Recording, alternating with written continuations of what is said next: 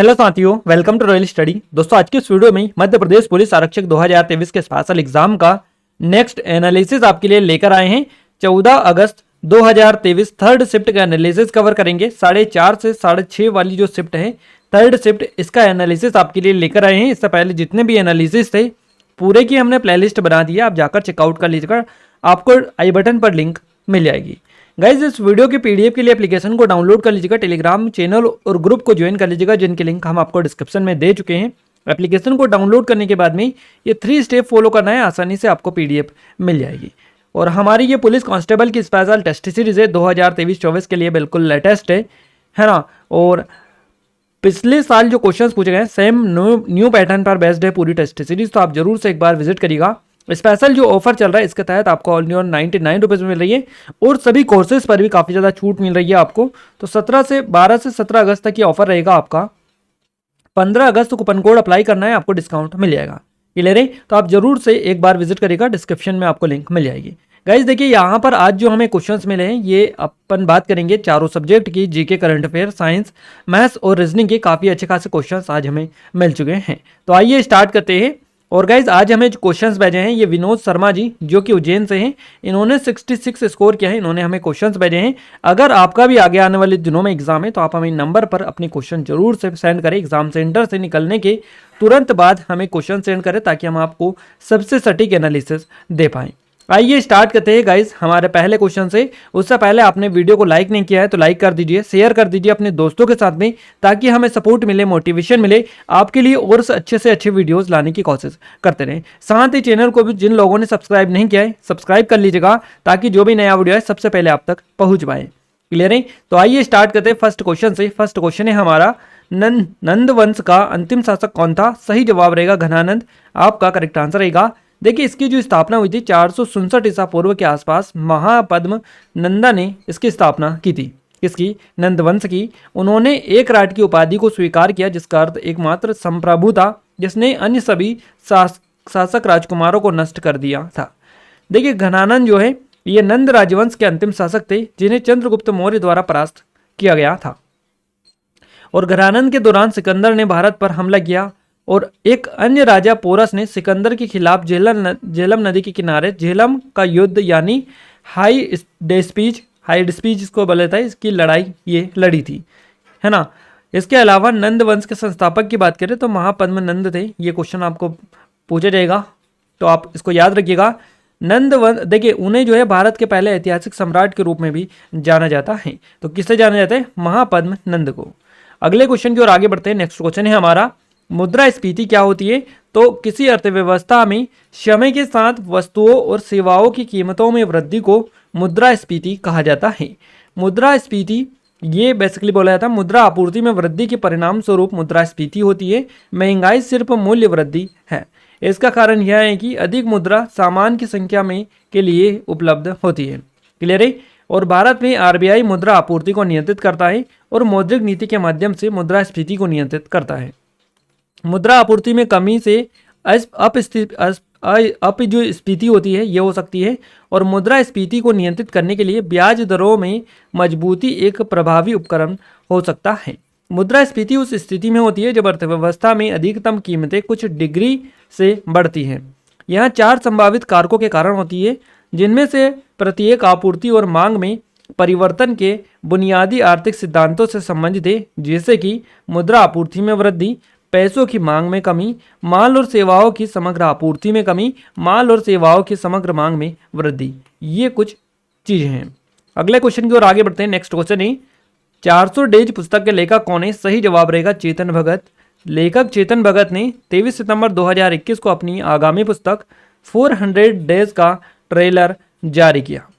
Westland द्वारा प्रकाशित यह पुस्तक द गर्ल इन रोम 105 और 1 अरेंज मर्डर के बाद केशव सौरभ श्रृंखला की तीसरी कहानी है और यह 8 अक्टूबर 2021 को रिलीज होगी। उन्होंने white young India wants, making India Assam आदि सहित कई अन्य पुस्तकें भी लिखी हैं। तो इनमें से भी अगर आपका पूछा जाए तो आप इनको भी याद रखिएगा कि ये किसकी है, चेतन भगत की ये पुस्तकें हैं। अगला क्वेश्चन है गाइज हमारा, नेक्स्ट क्वेश्चन है, सीबीआई का नया डायरेक्टर किसे बनाया गया है? सही जवाब रहेगा प्रवीण सूद को। गाइज ये जो है करंट का क्वेश्चन है, वर्तमान में कौन क्या और नई नियुक्ति वाला क्वेश्चन है। तो इस तरह के जितने भी क्वेश्चन है हम यहाँ पर एग्जाम टाउन चैनल पर कवर करवा रहे हैं। हमने कल भी बोला था आपसे, परसों भी बोला था कि वर्तमान में कौन क्या से रिलेटेड क्वेश्चन आपका डेली एक आ रहा है। तो इस टॉपिक को आप देख लीजिएगा। इसके अलावा और भी टॉपिक आपके पूछे जा रहे हैं। हमने एग्जाम टाउन चैनल पर अगस्त तक लेकर पूरा अपडेट करवा के रखा है, अपडेटेड वीडियोस है। आप जरूर से जाकर चेकआउट कर लीजिएगा, एक बार देख के जाइएगा। एग्जाम से पहले सीधे 1 से 2 नंबर के क्वेश्चंस उस एक ही वीडियो से कवर हो जाएंगे। इसके अलावा और भी वीडियोस आपको मिलेंगे। तो आप सभी से रिक्वेस्ट है कि एग्जाम टाउन चैनल को सब्सक्राइब नहीं किया है, कर लीजिएगा। डिस्क्रिप्शन में आपको लिंक मिल जाएगी, है ना। कर्नाटक के पुलिस महानिदेशक प्रवीण सूद सीबीआई के नए निदेशक ये बने हैं। क्लियर है? तो यही क्वेश्चन बेसिकली आपसे पूछा गया था। वो मौजूदा जो निदेशक है सुबोध कुमार जायसवाल, इनकी जगह लिए इन्होंने। महाराष्ट्र केडर के आईपीएस अफसर जायसवाल 25 मई को रिटायर हुए हैं। उनके बाद में कौन बने हैं? तो प्रवीण सूद बने हैं। और प्रवीण सूद का जो कार्यकाल है ये 2 साल का होगा। द हिंदू की एक रिपोर्ट में कहा गया है कि प्रधानमंत्री Narendra Modi, chief justice DY Chandrachud और लोकसभा में विपक्ष के नेता है अधीर रंजन चौधरी, इनके 3 सदस्यीय पैनल ने उनके नाम पर सहमति की मोहर लगा दी थी। प्रवीण सूद 1986 बैच के कर्नाटक केडर के आईपीएस अफसर है और उन्हें 3 साल पहले कर्नाटक का डीजीपी बनाया गया था। प्रवीण सूद मूल रूप से हिमाचल प्रदेश के रहने वाले हैं। तो ये डिटेल भी आप थोड़ा सा देख लीजिएगा, अगर आपसे पूछे रहे तो आप बता दीजिएगा। अगला क्वेश्चन है हमारा, विनिमय हानि किसे बोलते हैं? तो जब चालान जारी किया गया था और जब इसका भुगतान किया गया था तब विनिमय दर में बदलाव के कारण विनिमय हानि होती है। अगला क्वेश्चन है, उर प्रभा पल्लवी किस नृत्य से संबंधित है? इस तरह से कोई ये नाम दे रखा था, एग्जैक्ट ये नाम नहीं मिल पाया है कि क्या नाम दे रखा था, किनके बारे में बात की गई है। क्लियर है? आपको पता है तो आप कमेंट में कमेंट करके बता सकते हैं। अगला क्वेश्चन पूछा गया है, कव्वाली नृत्य कौन से राज्य से संबंधित है? देखिए कव्वाली जो नृत्य है इसका संबंध है उत्तर प्रदेश से, और क्षेत्र पूछा जाए तो अवध क्षेत्र से इसका संबंध है, उत्तर प्रदेश के अवध क्षेत्र से। उत्तर प्रदेश का जो अवध क्षेत्र है ये मुख्यतः सोहर और कव्वाली के लिए जाना जाता है। सोहर को एक बच्चे के जन्म का जश्न मनाने के लिए गाया जाने वाला एक रूप बताया गया है। कव्वाली सूफी कविता का एक रूप है और अवध क्षेत्र में गजल और ठुमरी भी काफ़ी लोकप्रिय रही है। संस्कार गीत और नाटका को अवध क्षेत्र में भी जाना जाता है। संस्कार के समय जो गीत गाए जाते हैं उन्हें बेसिकली संस्कार गीत कहा जाता है। अगला क्वेश्चन पूछा गया है, कौन सी नदी भारत में बहती है और भारत में ही समाहित होती है? इस तरह से क्वेश्चन था। अब ऐसे तो भारत में जितनी भी नदियां हैं इसमें से अधिकांश नदियां भारत में ही बहती है और भारत में ही समाहित होती हैं। तो ऐसे बता पाना पॉसिबल नहीं है बिना ऑप्शंस के, जो कि हमें ऑप्शंस तो नहीं मिल पाए हैं।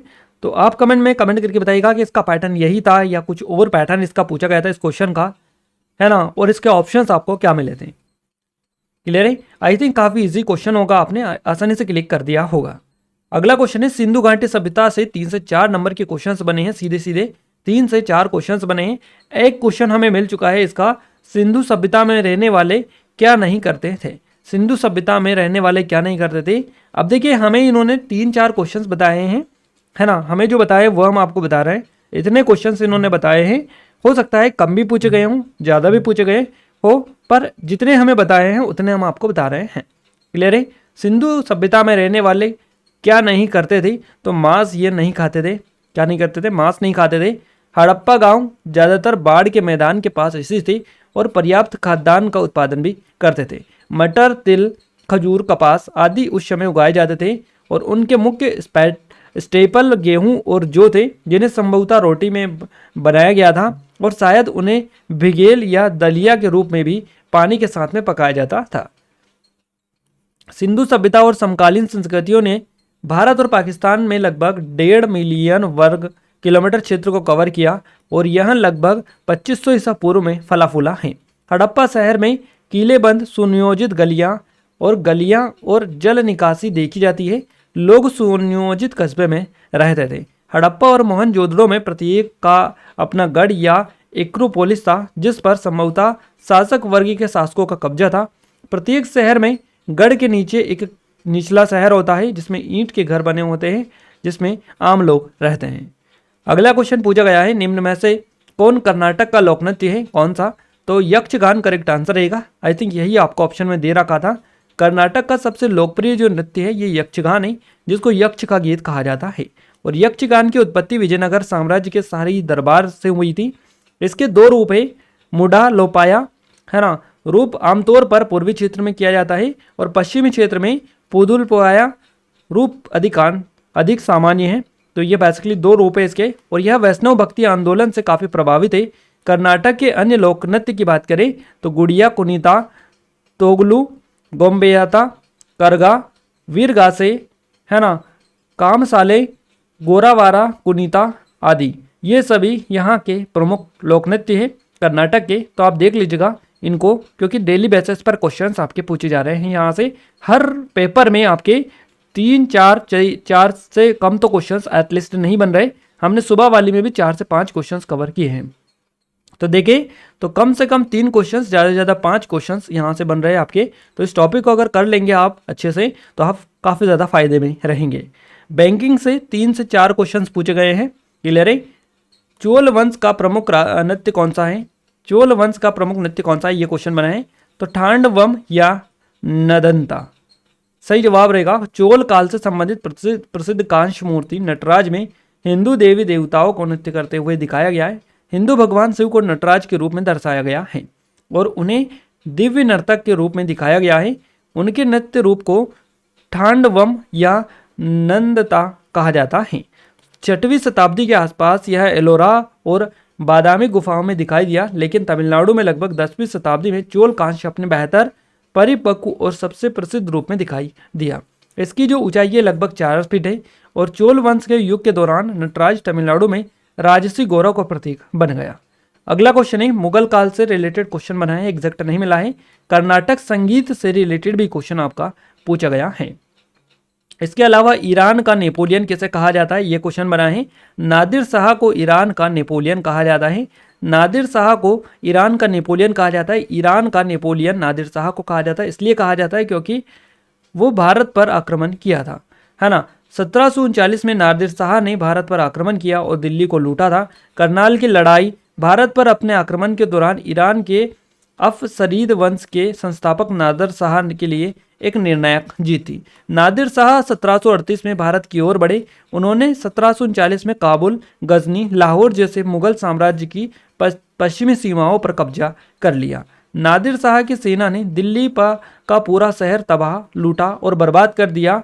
नादिर शाह शाहजहां द्वारा बचाया गया मयूर सिंहासन अपने साथ ले गया और उन्होंने पौराणिक कोहिनूर हीरा भी ले लिया। तो याद रखिएगा इसके बारे में, ये डिटेल यहाँ से कुछ भी आपका पूछा जा सकता है। नेक्स्ट क्वेश्चन है हमारा, मुकोटा पहनकर कौन सा नृत्य किया जाता है? छहू करेक्ट आंसर रहेगा। छहू नृत्य मार्शल लोक परंपराओं वाला एक अर्धशास्त्रीय भारतीय नृत्य है। यह 3 शैलियों में पाया जाता है जहां वे नर्तक के प्रदर्शन किए जाते हैं, यानी कि पश्चिम बंगाल के पुरुलिया छऊ, झारखंड का सरायकेला छऊ और ओडिशा का मयूरभंज छऊ। तो ये 3 प्रदर्शन, बेसिकली 3 शैलियाँ इसकी है। छऊ नृत्य मुख्य रूप से झारखंड, पश्चिम बंगाल, ओडिशा के क्षेत्र के त्योहारों के रूप में यहाँ पर किया जाता है। क्लियर है? और छऊ जो नृत्य है ये चैत पर्व के वसंत उत्सव के दौरान किया जाता है, जिसमें पूरा समुदाय भाग लेता है। अगला क्वेश्चन है, मुद्रा आपूर्ति क्या है, का अर्थ क्या है? मुद्रा आपूर्ति का अर्थ क्या है? तो देखिए, मुद्रा आपूर्ति मनी सप्लाई इसको बोला जाता है। किसी अर्थव्यवस्था में किसी समय पर उपलब्ध पूरी मुद्रा की मात्रा होती है। इसका माप अर्थव्यवस्था में प्रयोग हो रही मुद्रा और बैंकों में जमा पैसों का जोड़ होता है। किसी अर्थव्यवस्था में परिचालन धन का कुल भंडार मुद्रा आपूर्ति है। परिसंचारी धन में मुद्रा, मुद्रित नोट, जमा खातों में धन और अन्य तरल संपत्ति के रूप में शामिल होता है। अगला क्वेश्चन है, रविंद्रनाथ टैगोर से संबंधित क्वेश्चन था, एग्जैक्ट क्वेश्चन ये भी नहीं मिल पाया है। अगला क्वेश्चन पूछा गया, भारत की मौद्रिक नीति समिति में कितने सदस्य? 6 आपका करेक्ट आंसर यहाँ से हो जाएगा। आरबीआई की मौद्रिक नीति समिति में 6 सदस्य, जिसमें से 3 आरबीआई से हैं और 3 केंद्र सरकार द्वारा नियुक्त किए गए हैं। केंद्र सरकार द्वारा नियुक्त मौद्रिक नीति समिति के सदस्य 4 वर्ष की अवधि के लिए पदभार संभाल देंगे, है ना। भारतीय रिजर्व बैंक अधिनियम 1934 को वित्त अधिनियम 2016 द्वारा संशोधित किया गया था ताकि एक मौद्रिक नीति समिति के लिए वैधानिक और संस्थागत ढांचा प्रदान किया जा सके, जिससे वहाँ विकास के उद्देश्य को ध्यान में रखते हुए मुद्रा की स्थिरता बनाए रखे। क्लियर है? तो गाइस 20 के 20 क्वेश्चन है, पूरा का पूरा हमने आपको डिटेल में बताया है। और गाइस हमारा ये स्पेशल ऑफर चल रहा है, स्वतंत्रता दिवस स्पेशल ऑफर। क्लियर है? अगर आपने इनरोल नहीं किया है कर लीजिएगा। काफ़ी अच्छे स्पेशल ऑफर है। 12 से 17 अगस्त तक ये ऑफर चलेगा। 15 अगस्त कूपन कोड है, अप्लाई करेंगे आपको डिस्काउंट मिल जाएगा 90% तक का। सभी कोर्सेज पर, टेस्ट सीरीज पर, ई बुक्स पर ये डिस्काउंट चल रहा है। अगर आपने पुलिस कांस्टेबल की टेस्ट सीरीज अगर आपने अभी तक इसमें इनरोल नहीं किया कर लीजिएगा, क्योंकि ओनली ऑन 99 रुपीज़ में ये आपको मिल रही है। लिमिटेड टाइम है, क्लियर है। इसके अलावा पुलिस सब इंस्पेक्टर की स्पेशल टेस्ट सीरीज है, इस पर भी काफ़ी अच्छे स्पेशल ऑफर चल रहा है। यह हमारी करंट अफेयर की ई बुक है 2023 की मध्य प्रदेश की, ये 2022 की है। एमपीजीके की टेस्ट सीरीज और वीडियो कोर्सेज, इनकी कंप्लीट डिटेल के लिए एप्लीकेशन को आप डाउनलोड कर लीजिएगा। साइंस की बात करते हैं। साइंस का फर्स्ट क्वेश्चन है हमारा, एनिलिडा, आर्थ्रोपोडा या फिर मोलस्को, ये जो संघ होते हैं इनका फोटो दिया था, उसमें पूछा था कि बताइए कौन सा जीव है इनसे संघ से रिलेटेड, यह जो जीव दिया था वो किस संघ में आता है। इस तरह से आपके क्वेश्चन पूछे गए हैं, क्लियर है। जीव जंतुओं से रिलेटेड क्वेश्चंस बने। पानी दबाव से संबंधित क्वेश्चन पूछा गया था। पानी के द्वारा ऊपर की ओर लगाया जाने वाला बल क्या कहलाता है, उत्प्लावन बल इसको बोला जाता है। मानव रोग से संबंधित भी क्वेश्चन बनाए, ह्यूमन बॉडी से रिलेटेड, इसके अलावा ह्यूमन डिसीज से रिलेटेड, और इसके अलावा गेहूं के दानों को भूसी से अलग करने के लिए किस पृथक्करण विधि का उपयोग किया जाता है, फटकना का यूज किया जाता है। या इस तरह से क्वेश्चन पूछा गया था, या तो ये क्वेश्चन पूछा गया हो या ये पूछा गया हो, गेहूं को किस पृथक्करण विधि द्वारा साफ किया जाता है, चालन विधि द्वारा। तो ये दोनों में से एक क्वेश्चन आपका पूछा गया होगा।